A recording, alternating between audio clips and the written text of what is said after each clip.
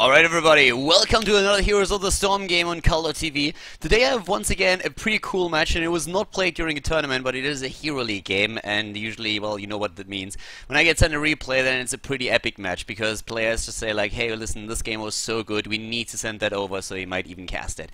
And well, in this case it was definitely an absolutely great game, and I was happy to cast this one. So guys, prepare yourself for a very awesome match on Cursed Hollow with a couple of interesting hero compositions. We're going back in time, back to the time when Zeratul and Diablo was a thing, and we're even seeing Sonya in the game. So guys, get ready, get yourself some popcorn and something to drink, because this is gonna be good. Cursed Hollow coming up next here on Khaldor TV. Alright everybody, welcome to today's Heroes of the Storm match here on Khaldor TV. We have a Hero League game that I got sent a few days ago, and this match is pretty epic, so make sure that you get yourself some popcorn ready, because this is gonna be good. To the left side we have the blue team with Death on Zeratul, we have Minced Blood on Jaina, Knife on Diablo, and Malfurion played by Habajumala, as Sylvanas is being played by Coles. To the right side of the team it is Spartanian, the former caster side team. They're playing with the substitute here in Hero League. We have Nomi on Sonya, Gurulum on Abatha, Coco on Kelthas, and Arkia instead of Frieza on Jaina, whereas Glucosa is on Uther here today. So this is going to be a pretty fun match, and I hope that you guys enjoy it. We have, of course, once again, a couple of really nice heroes here in the match, especially since this is a Hero League game where we don't see any bans, so Zeratul is actually part of the game. And Zeratul and Jaina are already trying to get in position for a bit of a gank here at the bot lane, but with all of those toxic nests that Abatha is currently spamming, they are found out early on in the match, and therefore Coco and Glucosa are pretty safe here, for now at least, on Kelthas and Uther. They know that somewhere around here we are having a Zeratul trying to watch out for them, and therefore they are prepared. Coco is already in the bush here. Oh, he needs to be careful. Where is that gravity lapse? Not being used just yet, but as you can see here, the damage is just not enough to drop Kelthas or Uther. Gurulum is helping out in the bot lane with this Abatha as well. So pretty neat setup actually for both of the teams here. We're having a bit of an old school combination here, if you so want, for the blue team. We have Diablo together with Zeratul, which of course for the longest time was being played as a Void Prison into Apocalypse. These days, on the other hand, Diablo, well, he got a bit nerfed in the last patch, or in one of the latest patches, and that definitely made him one of the least played heroes that we currently see in Heroes of the Storm. So a bit sad for him, but still we have him in the game here, so we're going to see some Diablo action, which I'm actually pretty excited about. Then again, another pretty interesting hero that we're seeing in the game now is Sonya, which is being played currently on the side of Nomi. By the way, that Sonya pick down here still looks like Eminem with red hair. Now you can't unsee that, in case you haven't heard it yet, so he's going to stare at you for the rest of this match. And we're having, in this case, of course, them running not only with a Sonya, which is a little bit of a hybrid, I want to say, between like a normal warrior or a tank and a melee assassin. It's not really that Sonya is being played as a tank per se, but that's where we have Jaina, of course, coming to play, so she will have to try and put the focus away from Sonya in those fights. When it comes to the talents, we're having with the wind taken on the side of Sylvanas. At the bot lane, of course, already some pressure against the structures here. And as you can see, even the watchtower claimed by the red team, so they are trying to get vision early on. Nomi is still hiding in the bushes up here at the top. And in the mid lane, we're seeing Death and Knife trying to take down Jaina. Minced Blood apparently having a couple of problems here with this connection, but so far it doesn't really look like it's going to impact the game too much. At the bot lane we're having now the Jaina bot together with Coles, and actually dishing out some nice damage, trying to pursue Coco here with another Blizzard as well. Diablo already heading into his fourth talent, which is Fire Devil here. On level 1 we have the Soul Feast, and again Zeratul with his auto attack build trying to move in to maybe take down Coco. Needs to be careful here. We're having Glucosa also still waiting here. And of course, when we're looking at the builds in general, we have now for Sonya Hurricane taken, which is actually like pretty cool if you want to have extra survivability on Sonya. But it's not really the standard build that you see these days when Sonya is being played, mostly on the Asian server actually, but even there not as much anymore. Oh, an attempted kill against Zeratul, and he jumps away. The living bomb not taking him down. The good root on the other hand against 2-3 players of the red team, and Coco in this case actually going down here. Glucosa is pretty low as well. Abatha's trying to help out, but it's a second kill for the blue team. They're doing really well here. Arkia is getting pushed into root, slammed to the left, and not even Diablo dying here. So an early triple kill for the blue team. Very well played here.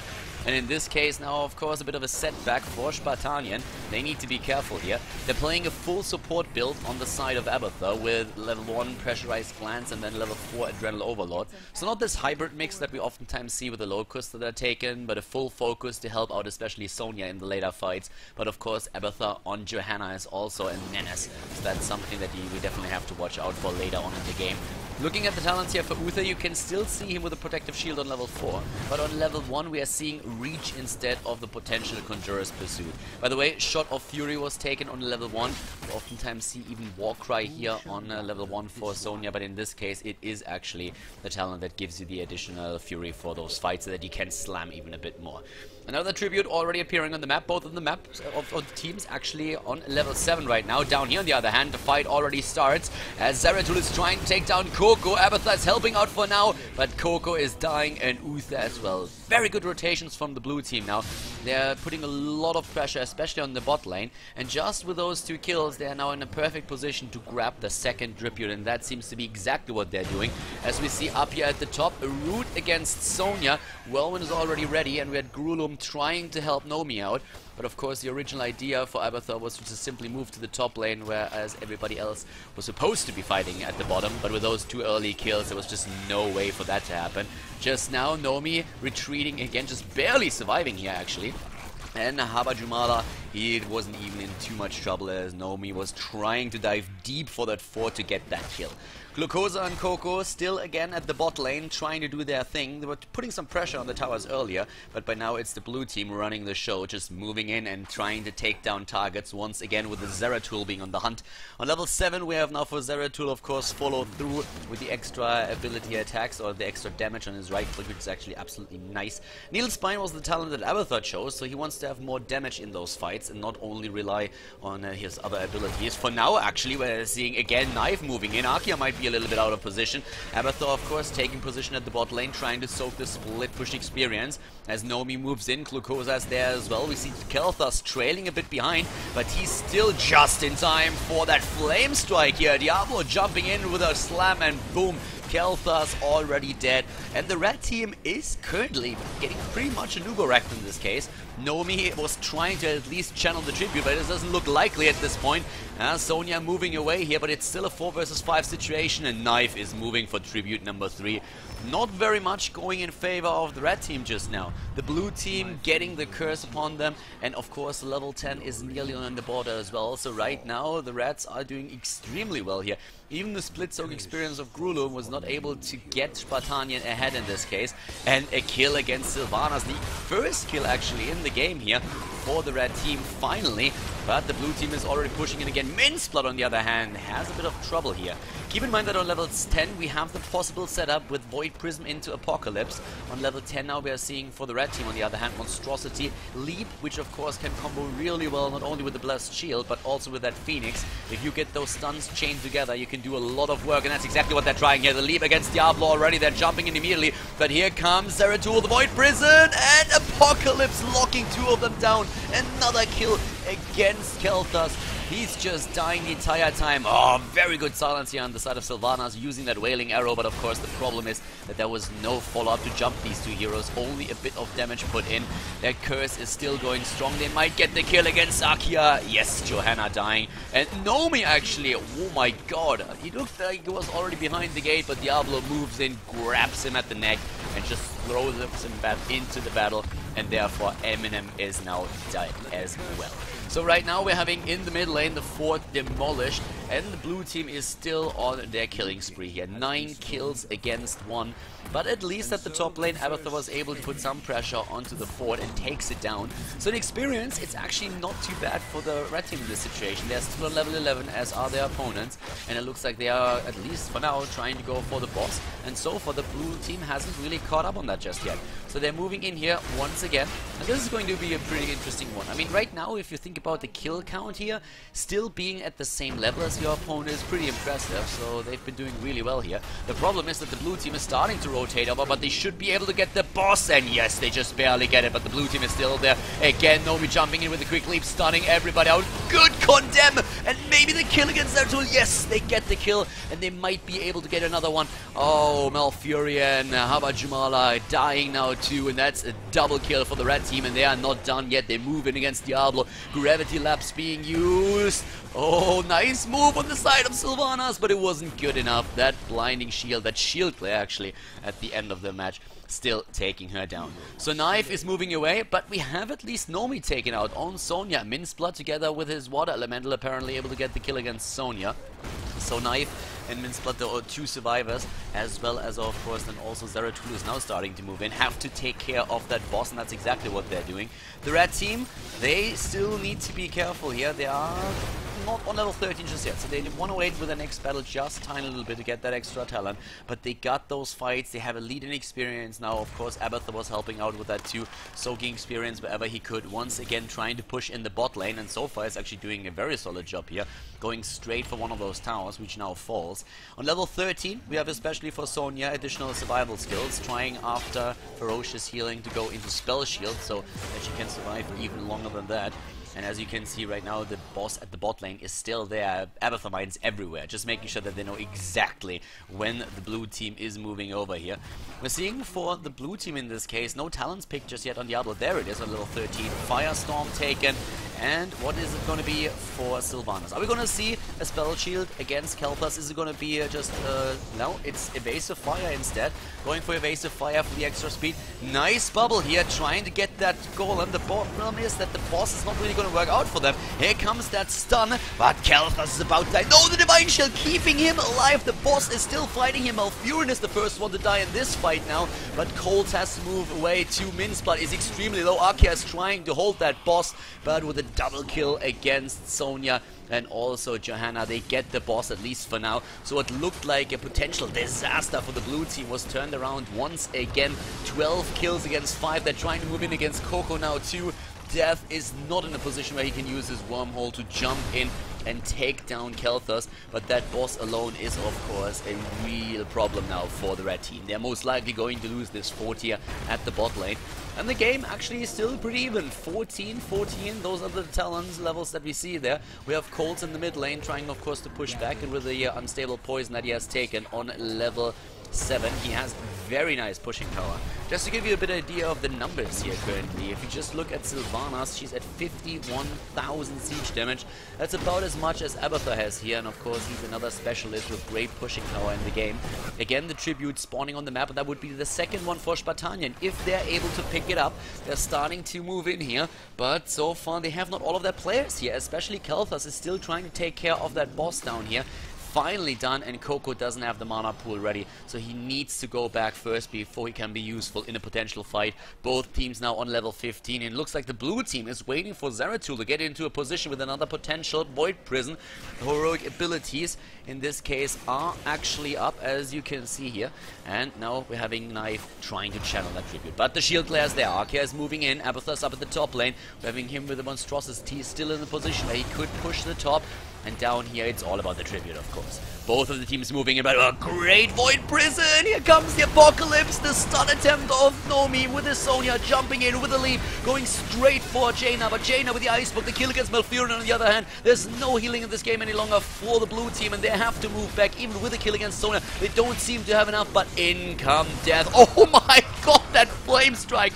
Coco with a double kill, really well done. Uther dead too, but it doesn't matter anymore. Sylvanas is trying to rush away, but Arkia moves in with Jaina, taking him down. Very well played here. And of course, during all that time, the top lane was still being pushed as Abathur has his monstrosity and is putting it to some use, wrecking everything in its path and trying to go through the wall at the keep. Now in the bot lane, after the tribute was successfully picked up, we're still having Arkia pushing in. Both teams now on level 16, and that of course is only going to increase the damage on Khaldor with his power spike on this level. Thanks to Ignite, now the Flame Strikes also apply Living Bomb to all the heroes that are hit by it. And we're seeing a blessed time. There's a lot of damage actually when I was seeing on level 16 for the blue team and the red team. Both of them going for some very aggressive talents, as you can see with the Numbing Blast, with for example the Cold Embrace, also Tenacious Root. So Numbing Blast and Tenacious Root in particular trying to lock targets down right now. Arkia here has to be careful since there is a full rotation already on the way. 4 heroes moving down for Jaina, but the red team is trying to help her out. Moving in, Glucosa trying the Divine Shield, using it, but the Water Elemental is slowing them down right now, and this is starting to become a bit of a problem. Zeratul goes deep and takes down Jaina, and now with a quick slam, and overhead we have Diablo finishing off Uther as well. But there is still a tribute up at the top lane, and Coles is saying like, well, I don't care about my teammates, like screw them, there's a tribute on the map, objectives are important. Takes it, and this is going to be another one for the blue team. They didn't even need Coles in this case, so up at the bottom lane we still had a 4 versus 3 situation here on in favor of the blue team, but now they get that tribute. That was an important one actually. If that tribute here is caught, then they would be a full curse for the red team, but in this case they weren't really able to get this. So up at the top lane, now it's the boss that is being taken out. The blue team is already in position and starting to take it. They're falling behind on experience a little bit. Talking about experience, just to give you a bit of an idea, we have Abathur currently with 13,500. The 2 specialists in the game actually getting most of the XP here, since of course Sylvanas also is at 10,500.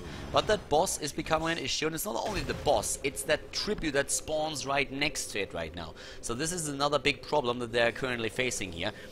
This would be the second tribute for the blue team, and then Spartanian has to fight for the third one as soon as it spawns, and it looks like they are going to give it up. They have to deal with the boss first, and that's exactly what they're trying to do. Coco and Akira are already moving up to the top to deal with it, but that 4 is going to fall either way, so it's now 2 for 2 in tributes. The team's still on eye level here. I mean, Spartanian is a little bit ahead with their level 18, nearly level 19 here, but the blue team is keeping up very well in this game right now. So a pretty back and forth match that we're currently seeing here, and during all of this, still Abathur with that monstrosity, which by now is of course doing quite a bit of work at the bot lane.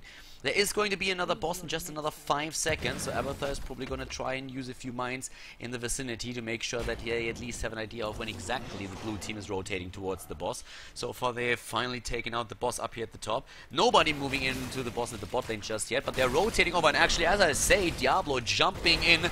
Coles is still there, but now of course the question, can they really get that boss in time? It would be the perfect timing for them to get the boss and then fight for the tribute, but it's just not enough time to really make that happen. So they're rotating over to the tribute spot. They know they have to fight for this one. The team who loses the tribute is going to get cursed here. Both of them still waiting for the level 20. We are level 90 for the 2 of them.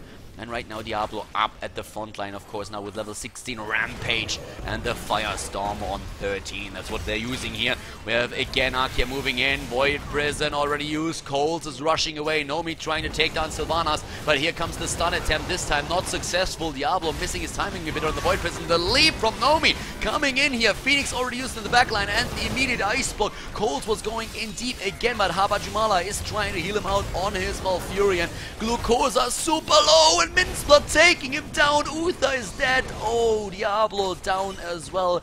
Death is still waiting for his chance to maybe move in to take down Nomi, or Coco is applying as much damage as he can, but Abathur is everywhere helping them out here, and the red team is nearly on level 20. They just need a bit more experience. That tribute is still on the map, and both of the teams are still going strong and trying to fight for it.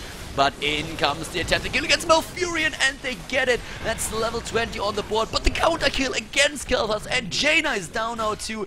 Kill for kill the entire time, but as you can see, it looks like Arkia is about to die here. Did pick Indestructible though. The shield proc just now, but Sylvanas died for it. Death is trying to find out where he can move in to take down Arkia. Oh, the trade, the Iron Skin still being used, and that tribute is still on the map. Nomi now starting to move in, trying to find out where exactly Zeratul is, and the kill.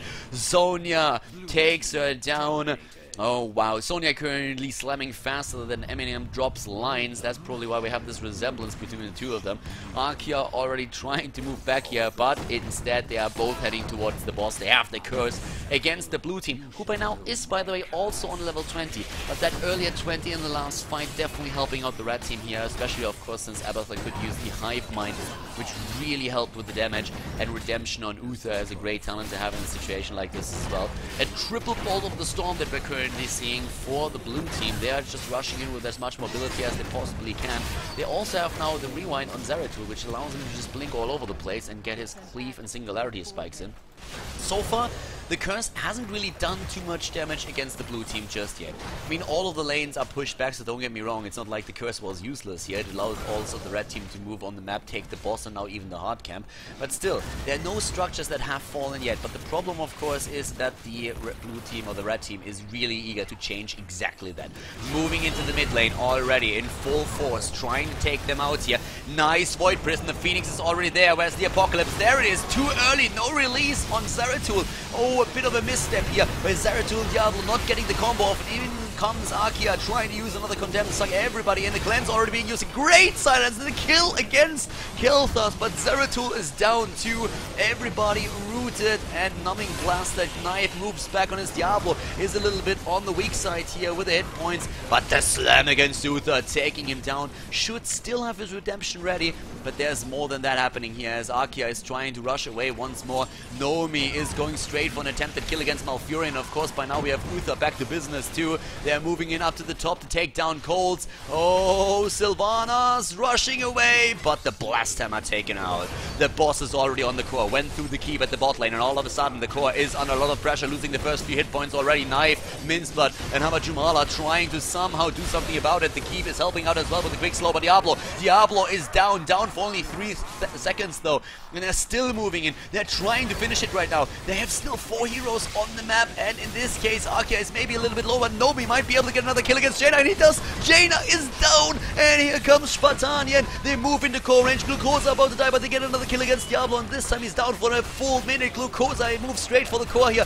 We have Nomi also with the Hive Mind moving in with another quick whirlwind, trying to heal himself up just a little bit. Uther on the other hand dying 20% on the core. It looks like we are going to see the GG at 10%. Nomi down. There's still Jaina 3%, 1% on the core. 24 hit points. 24 hit points on the core. Unbelievable. 1 hit was all that was needed. 1% on the core, and now all of a sudden the blue team still in the game. They lost 1 keep. Unbelievable. 23 kills against 19. 1%, 24 hit points, but by now, of course, those shields are starting to regenerate, and that means there's a lot of HP. Here comes Khaldor once again, moving in, trying to take it down, but he dies way too fast. The Slug is in as well, trying to slumber through his way to victory. But it's not enough. The shield is still intact. 500 hit points in this situation. And just like that, we're having the blue team in a great position. They can move over, take the tribute that is currently spawning on the map, and put the curse on Spartanian. Now suddenly this game is getting even closer. 19 kills against 25 that attempt to rush the core. Not successful for Spartanian. The curse is already there. We have a few of the heroes already revived. Uther and Sonya in the game. Johanna is there as well as Colt moves into the right. Together with Habajumala, Minceblood, Death, and Knife. Everybody is there. It's a 5 versus 3 right now in favor of the blue team. They're going strong. They're going deep. They're trying to take down another target. And they're slamming Uther into the ground. The water elemental is there too. They're trying to go for the sun. It doesn't do anything just now though. But they try to take down the keep, and they do. And now they might be even going for the core. And that's exactly what they're currently doing here. We have still Khaldor. Khaldor down for another 2 seconds. They're going straight in, trying to take down the shield here.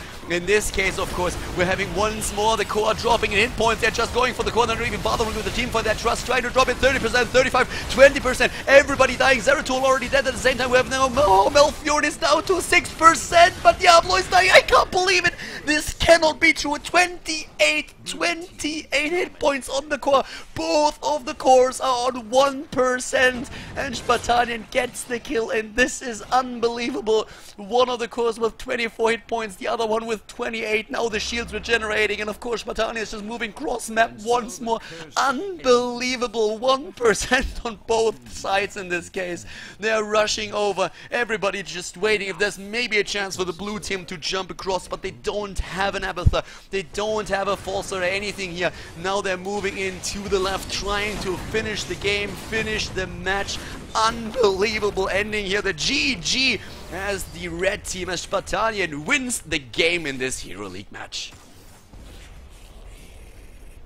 1% on the core, and all of a sudden with only 24 hit points left, the entire red team is dying. The blue team thinks, hey, awesome, we've won this match, go cross map, trying to drop it, and suddenly the same thing happens to them. They have 1% on the opponent's core, and they just all die. Pretty crazy ending here. The game itself already awesome, back and forth the entire time with a lot of kills and very cool team fights, but the ending of this match, of course, was really the cherry on top of the cake. This was a great one, and I hope that you guys enjoyed this as well. It was a pleasure to cast. It was a lot of fun actually, especially this ending that we just saw here.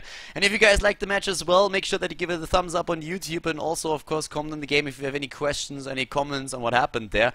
And guys, if you haven't subscribed to Khaldor TV just yet, then hit that sub button and hit it hard. And I'm gonna see you guys next time with more Heroes of the Storm here. So enjoy your week and see you soon. Bye bye.